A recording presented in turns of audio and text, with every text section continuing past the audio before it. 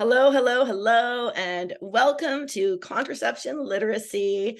It's me, Christy Abel, and on behalf of Rethink Sex Ed, it is my pleasure and honor to share with you the following information. But first, I would like to recognize and appreciate that I am an invited guest in the traditional territory of the Tsawwassen and Musqueam First Nations. I have the privilege to work, learn, play, and live in this beautiful place, and I'm committed to being a steward of this land. I express gratitude to the Coast Salish community and all Homohoyan-speaking people, and offer my respect to all elders who have gone before us and First Nations people who are with us today. I encourage you to do the same wherever in the world you may be. Haichka.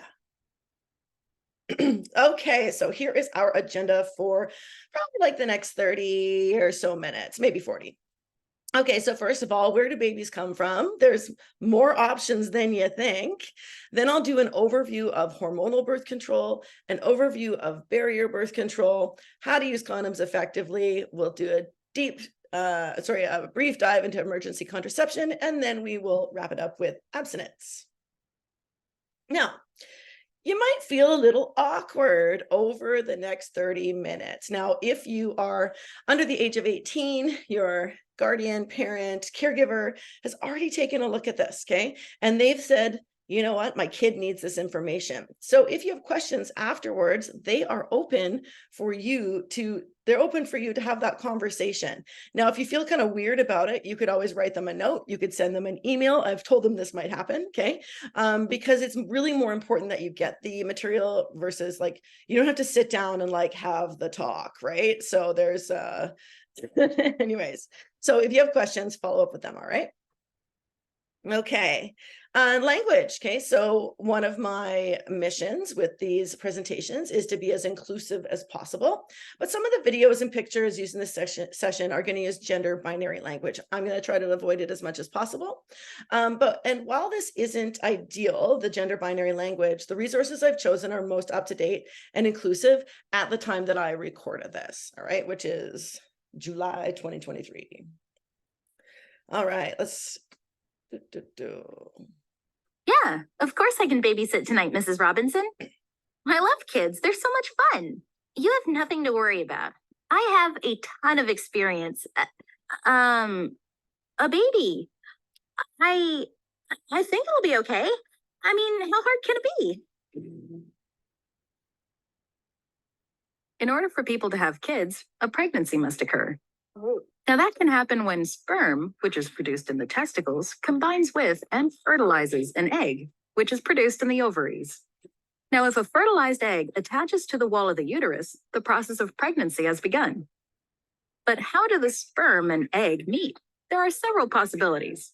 The most common way for a sperm and egg to meet is during vaginal sex, when a penis is inserted into a vagina. Semen, which is a fluid that carries sperm, is ejaculated, and the sperm can swim up through the cervix and uterus and travel to the fallopian tubes, where they may find an egg. Now, if the egg and sperm unite, travel down to the uterus together, and implant in the uterine wall, then the process of pregnancy has begun. Some people get pregnant with the help of a doctor through a process called artificial insemination. This is when semen is injected into the cervix or uterus by a healthcare provider. The sperm must travel up to the fallopian tube and unite with an egg. The fertilized egg travels down the fallopian tube to the uterus and implants in the wall, and then the process of pregnancy has begun.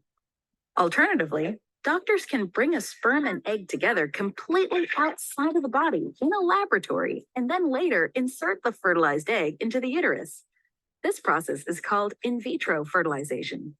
All of these methods may lead to pregnancy. Over the course of 9 months, the fertilized egg grows into a fetus and develops organs and bodily functions until it's ready to be born. Pregnancy and childbirth are just one way a family can be formed. Some people choose to adopt children, and some people choose not to have children at all. Oh my God, it was horrible. I thought babies were supposed to be cute and sleep all day. Who knew they could be so loud?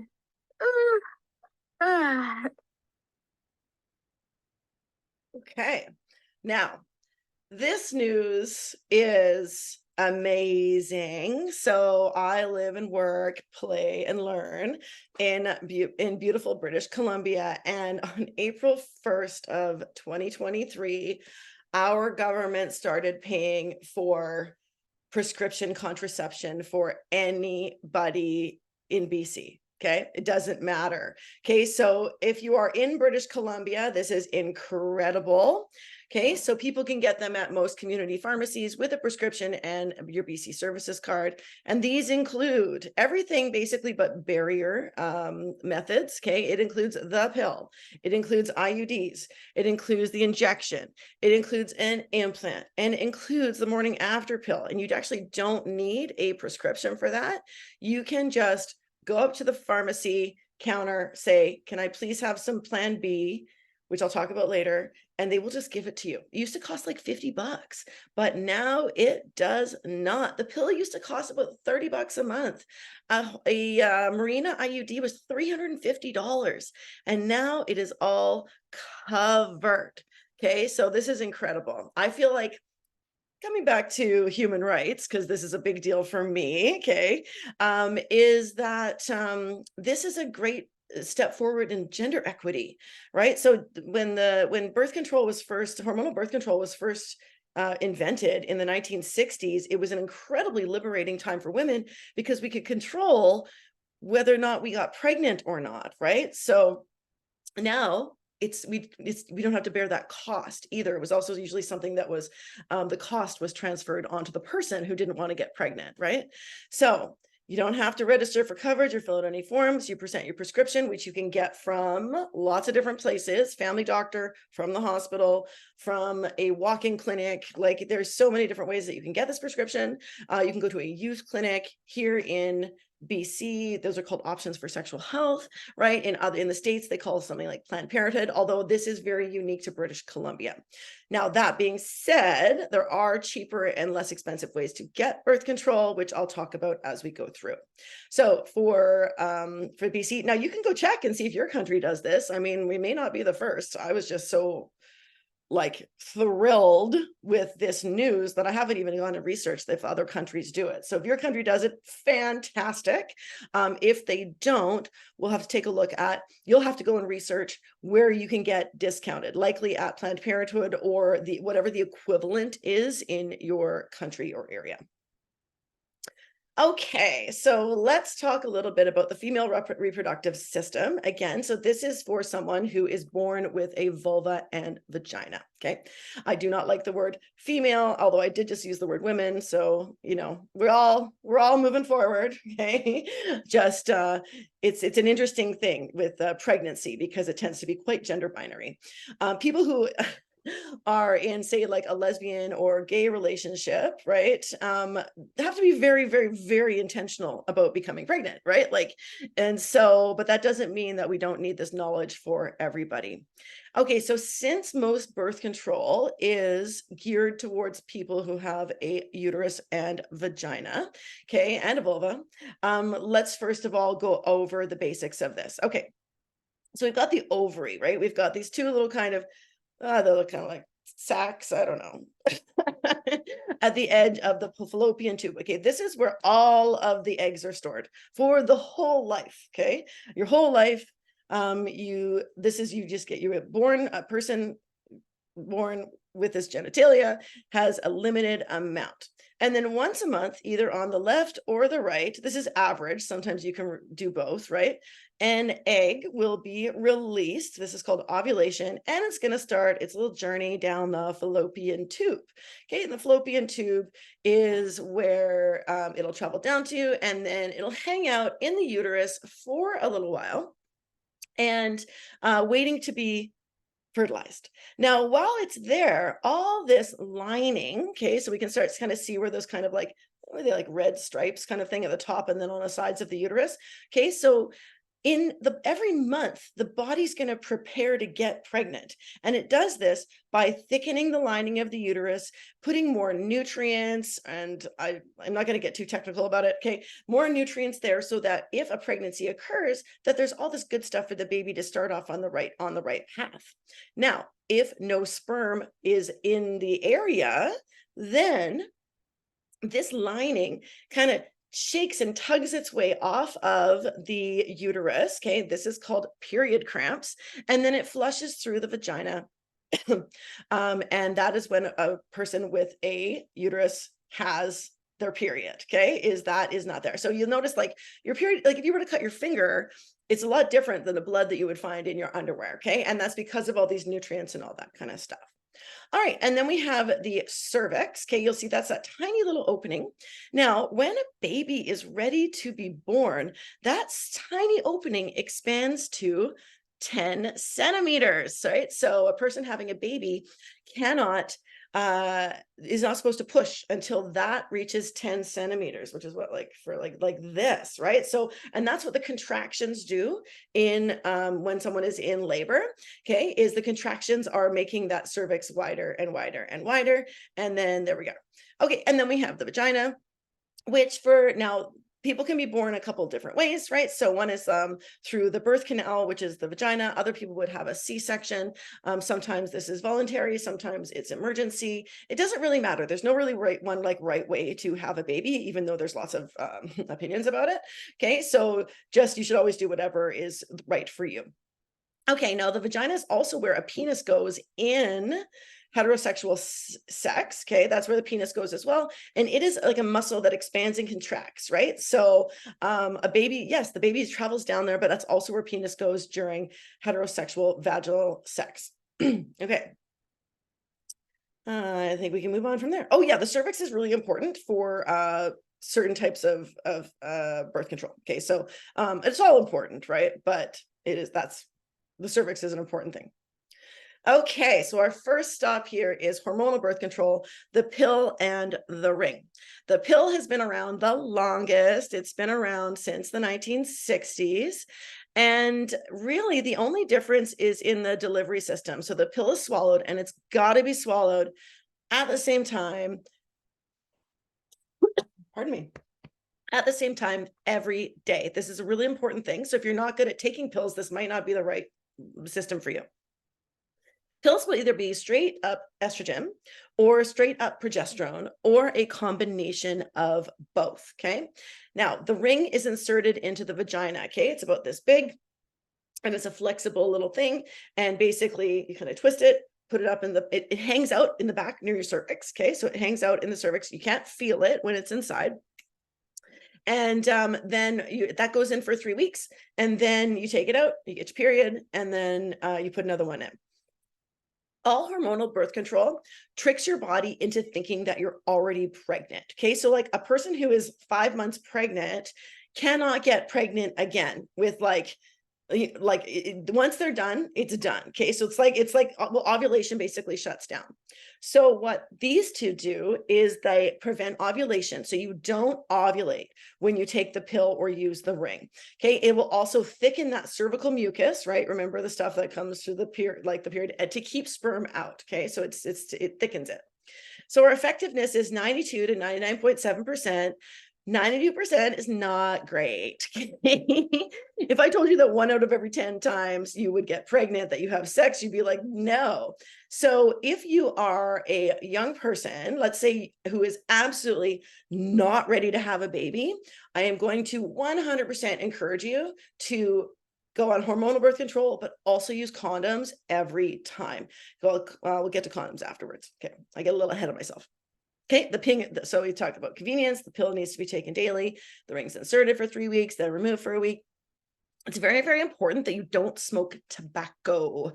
Okay, it's very important. So, and it's typically under age 35 is kind of better for this, within certain health parameters. So, I mean, it's really important to talk with your prescribing medical professional about what your kind of needs might be. So, but if you are a cigarette smoker or vapor, this is not a good idea for you.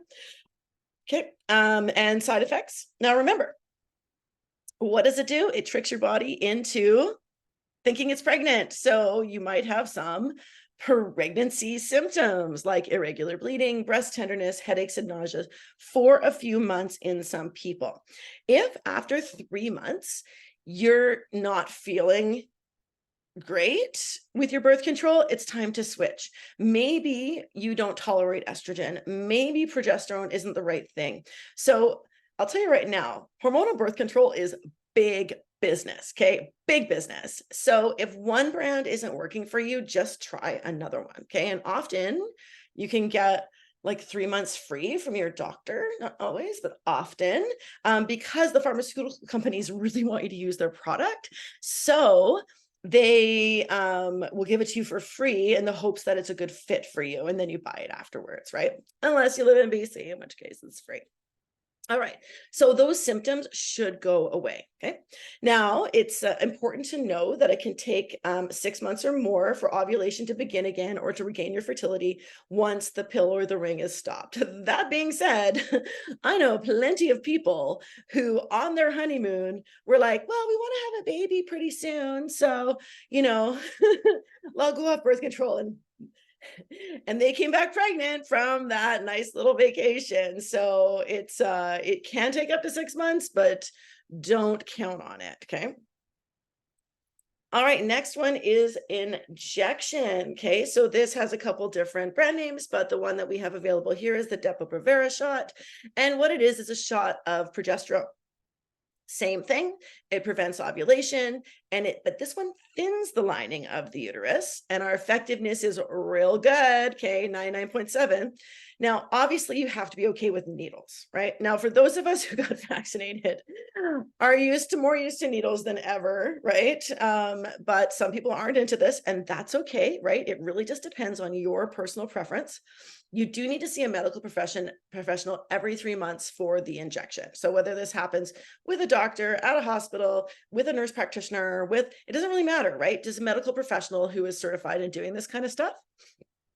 It's really great for folks who can't have estrogen, including people who are breastfeeding. Okay, so there's this myth that if you're breastfeeding, you can't get pregnant. If you ovulate, you can get pregnant. Okay, so this is a good one. So if you can't have estrogen when you're breastfeeding, so this would be a good one for making sure that you are still in control of when you have another child. Now, it can include irregular bleeding for a little while and then weight gain of up to 5 pounds. But 50% of people will just stop having their period altogether, or they'll go, 2 2/3 months with no period and then have a period right before they're due for their next injection, right? So it can really change your cycle. And for some people, this is great. For other people, it's not. So it just, again, it's very much. And it can take up to a year to become fertile again, a little bit longer than the other one, but that is, of course, because it's a 3-month kind of program, right? Okay, and then progesterone, and this is true for all of the progesterone, it can lead to bone density loss, okay? So it's temporary and it comes back when the injections are stopped. But how you kind of combat this is by doing weight-bearing exercise, okay? So like running and jumping and walking and dancing, and not like swimming and riding a bike, okay? So it's basically you got like bang your bones on the ground gently, right? You don't need to go, but it really, really helps. So so exercise is important, especially weight-bearing exercise. Okay, next on. It's new, at least it's new in Canada. And so what it is a single rod implant that's placed under the skin of the inner non-dominant upper arm. And here we are back with our friend progesterone. Okay, so it's a continuous low dose, and our effectiveness is about 99%. Okay, 99%. Now remember, none of these prevent STIs. Okay, can help prevent STIs. There's only barrier methods can do that. So I just really, really recommend you double down. Okay, so with all of your sexual behavior, that you use barrier methods and hormonal birth control if you're really, really, really not ready to have a kid or get an STI. Okay, so this is good for up to 3 years. But if you change your mind, it can be removed, right? And then it's good for people who want a birth control option that they don't have to think about. It's just like right there every day. And the most common side effect was a change in normal menstrual bleeding patterns. And this is very typical for all of them, right? And then some folks stopped using it because of mood swings, weight gain, headache, acne, and low mood. Again, if after 3 months these are not resolved, remember you're putting chemicals into your body, right? Like you're changing your hormonal balance in your body. So there's going to be like an adjustment period. But if after 3 months it's not working, time to switch, time to change. Let's figure something else out. Okay, and then there is a local anesthetic. It has to be implanted by a medical professional, but it just takes a couple of minutes.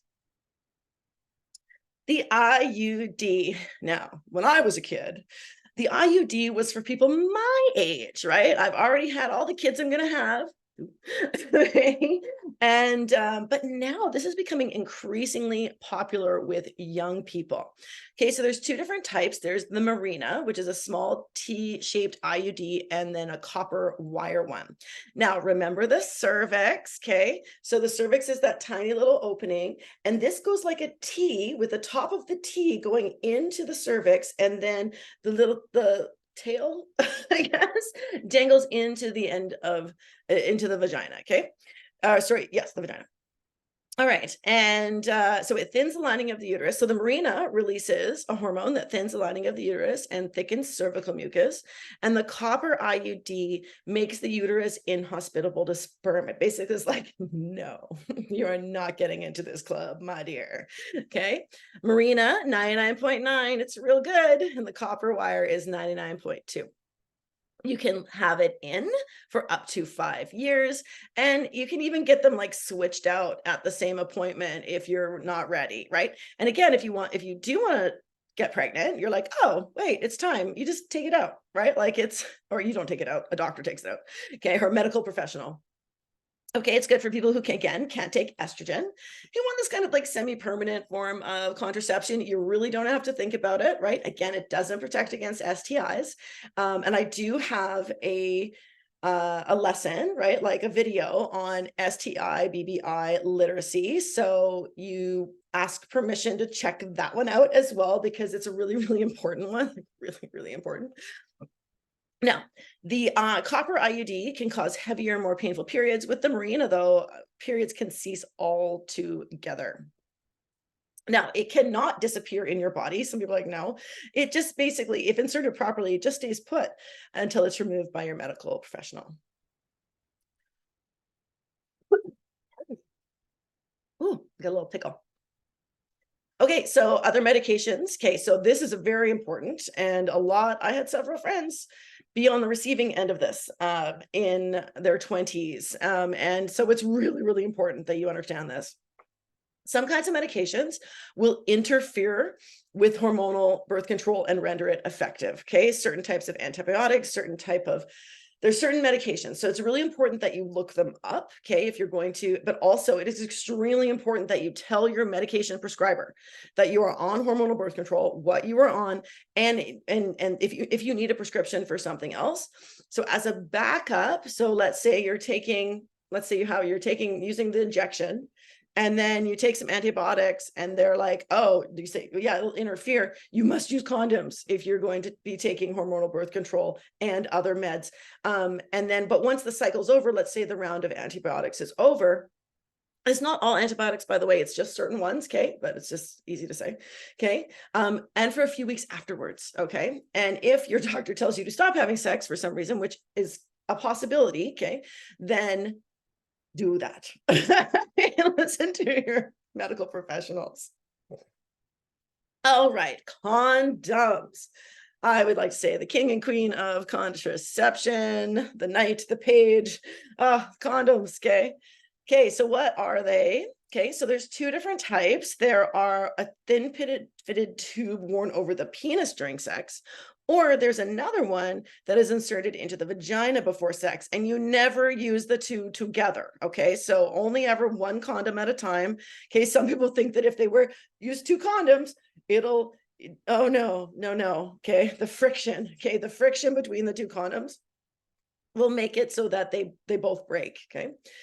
So basically, there's no hormone changes or anything, okay? It's a physical barrier that keeps the vagina sperm-free.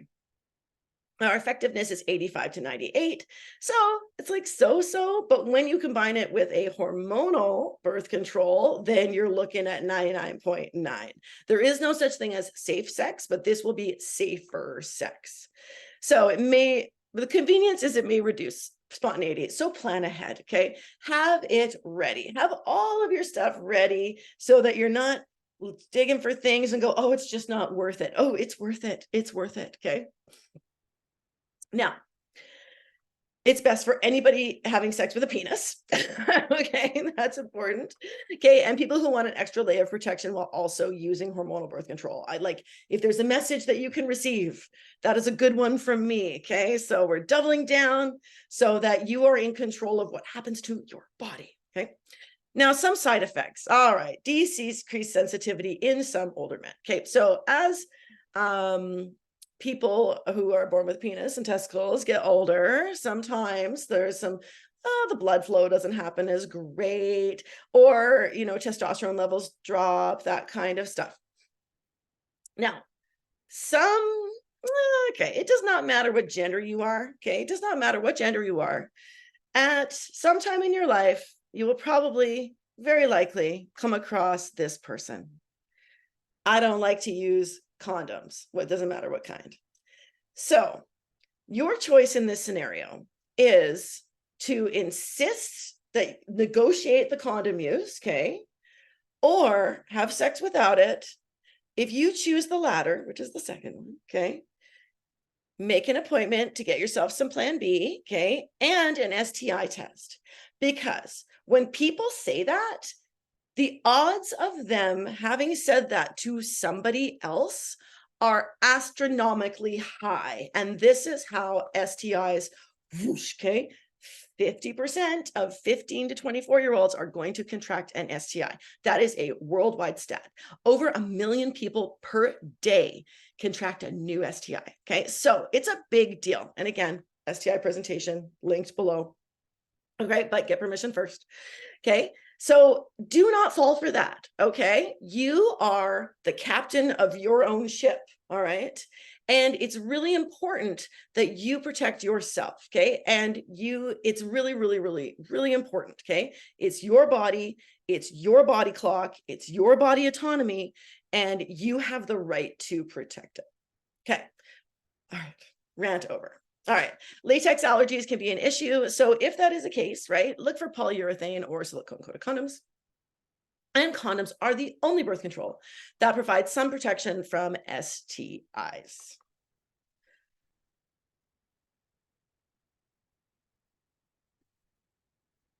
Okay, so we have regular size, extra large, latex free, thin feel, intense feel.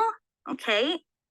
Strawberry wait a minute. Why do they need a strawberry flavor balloon?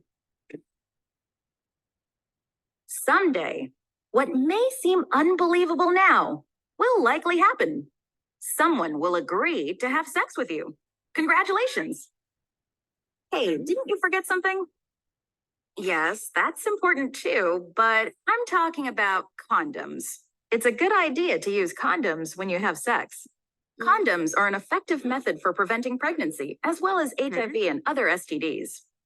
Okay, I see that you need some help. Let me give you some tips on how to properly use a condom. Check the expiration date on the condom package to make sure the condom isn't expired. Open the condom package. Never use your teeth, scissors, or any other sharp object. You may rip or cut the condom. Before sex, take out the condom. It should look like a little hat. Then hold the tip of the condom to remove any air and then roll the condom down to the base of the erect penis. The condom should roll easily. If not, it may be inside out, and you should throw it away and get another one. Use each condom for only one sex act. After ejaculation, withdraw the penis while it is still erect. Hold on to the base of the penis to keep the condom from falling off. Remove the condom, tie a knot in the end to keep the semen inside, wrap it in a tissue, and throw it in a trash can. Condoms come in different shapes and sizes. There are also different colors and textures. It's important to find a condom that is comfortable for you and your partner. Some condoms have lubricant to make them more comfortable during sex, while others do not. Non-lubricated condoms can be used with water-based lubricants, such as commercial lubricant you can buy in the drugstore near the condoms. Never use Vaseline or other oil-based lubricants, as they will break down the condom. Condoms can be purchased at many stores, including pharmacies and grocery stores, and even in some gas stations. There is no minimum age a person needs to be to buy condoms, or maximum. So if you're lucky enough, the first time you have sex won't be the last. Remember to always be responsible, protect your health and that of your partner, and always use a condom.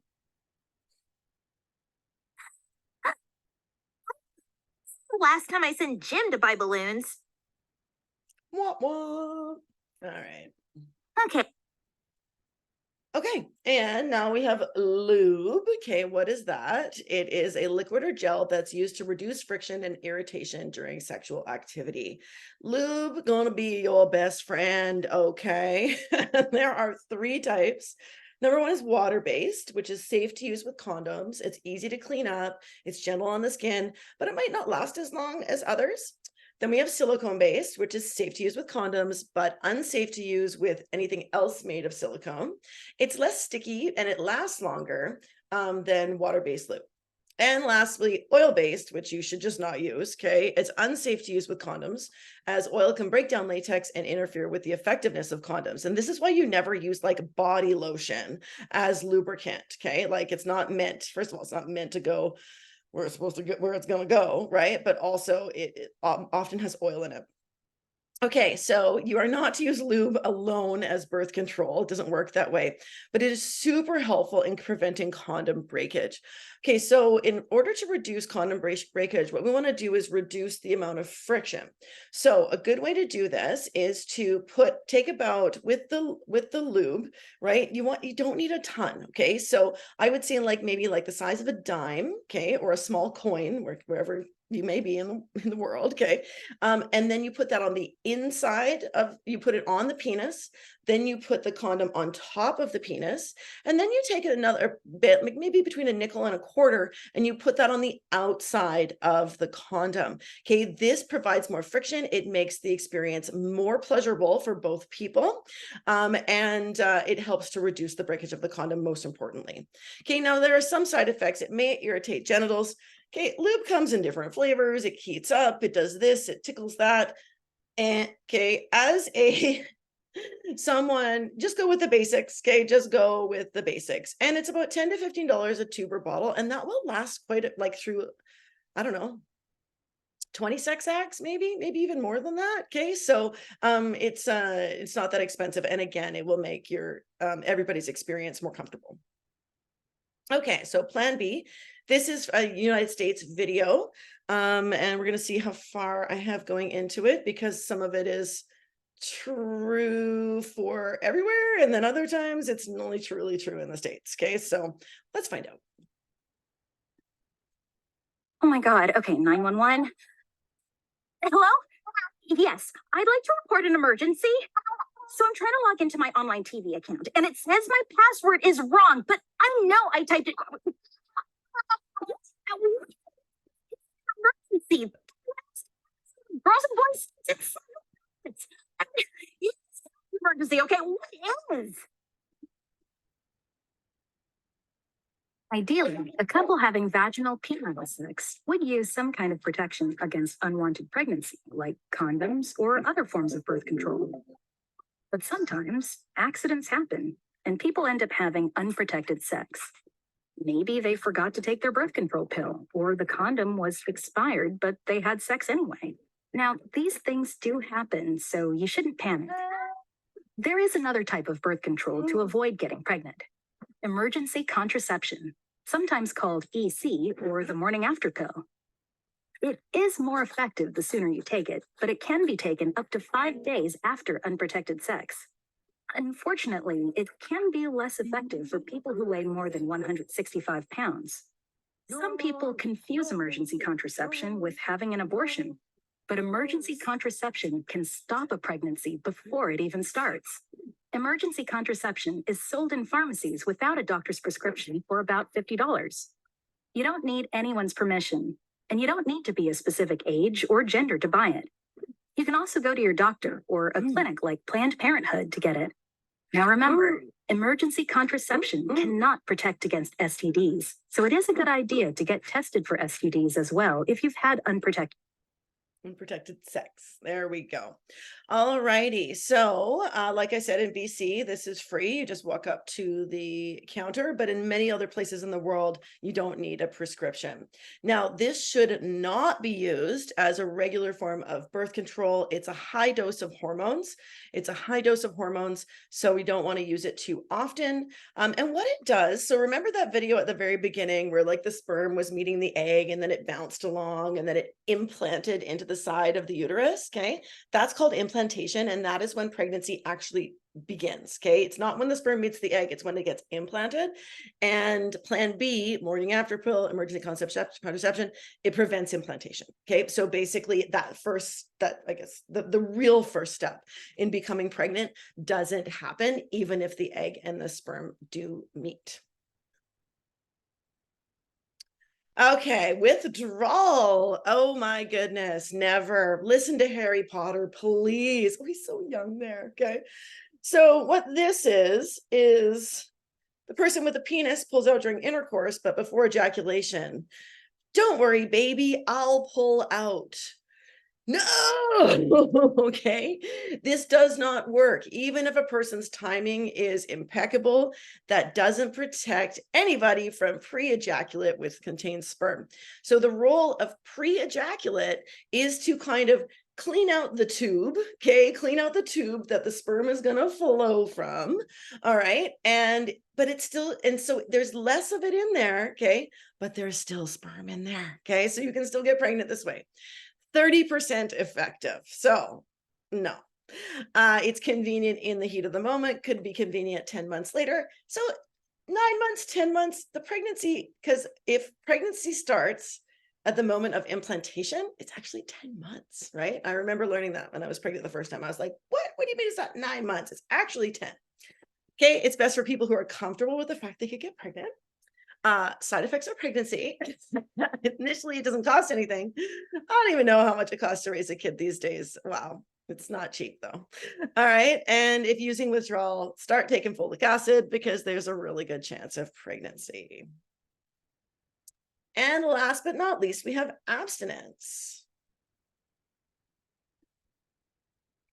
Matt, I'm so glad you're home from college. I've really missed you. It sucks having to do all the chores here myself. Yeah, I bet. Mom's been bugging you to do the dishes for a couple of years now. No excuses anymore, Lucas. Whatever. Okay, so tell me all about it. How's it been? Do you have a girlfriend? Are there cool parties? It must be so awesome to have all that freedom. For sure. School's been awesome so far. You should have seen the Halloween bash we had at our dorm. It was off the hook. But there's more to it than having a girlfriend and going to parties. There actually is somebody I like, but we're taking it slow and getting to know each other. I knew it. Spill the beans, Matt. I'm getting tired of listening to Grandpa talk about the news all the time. All right. Chill out, dude. First of all, I decided to be abstinent this year. Absta what? Abstinent. It means I'm not being sexually active with anyone right now. I'm abstaining from sexual activity. Really? Not even with the girl you like? I thought the only people who choose to do that were doing it for religious reasons or something. That can definitely be a reason, but there are lots of reasons someone might choose it. For me, I decided to make that choice so I could really focus on my classes. And the girl I like is also pretty focused on school. We both agreed that it would be nice to get to know each other better and chill before we're sexually active. Wait, does that mean you can't even kiss the girl you like? Or, do other stuff? Well, in our case, we've made out a few times and sometimes we cuddle, but that's it. For the most part, we go out for meals or go to the movies together. There's also a lot of studying to do, so we're pretty busy with that also. Got it. This reminds me. Ben's older sister also decided to be abstinent. But that was because she didn't want to get pregnant or get any sexually transmitted diseases. Yeah, those are also totally valid reasons for making the choice.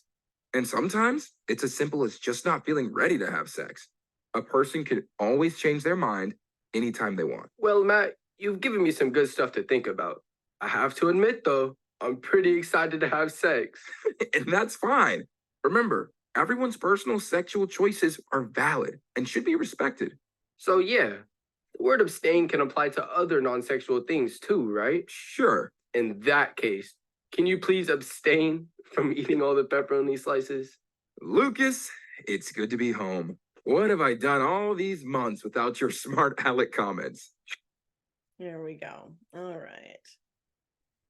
Matt, I'm Sorry about that. I don't know why it's not clicking. Okay, so abstinence, what is it?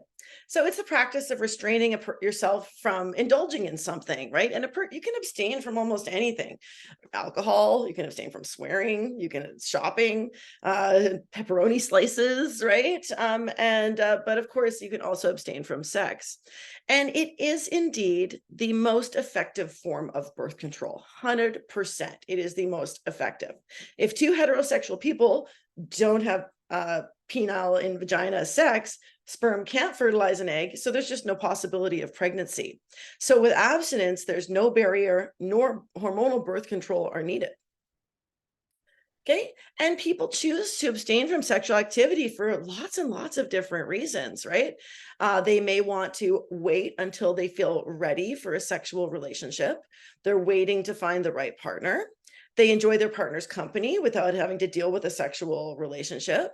They might want to focus on school or their job or their hobbies. They might want to follow their personal moral or religious beliefs and values. They might be getting over a breakup and be like, I'm on one of my friends called it a man-batical. She's like, I'm on a man-batical, which means abstaining from even dating, right? So she was just like, I need to clear out the space. I'm like, yeah, anyways. And now she's actually very happily with somebody. Or they need to follow their doctor's advice during or after a sickness, infection, or medical procedure, right? And this is really common. So like a person after you have a baby, all right? So let's say a person has a C-section, like a cesarean section, they can't have sex for at least 6 weeks afterwards, okay? And that's typically, or maybe it's 12. I think it's regular with a vaginal delivery. I think it's 6, and that might be 12 with a C-section, because it was like it's a really intense medical procedure. Anyways, but again, no right ways to have a baby, no right or wrong ways.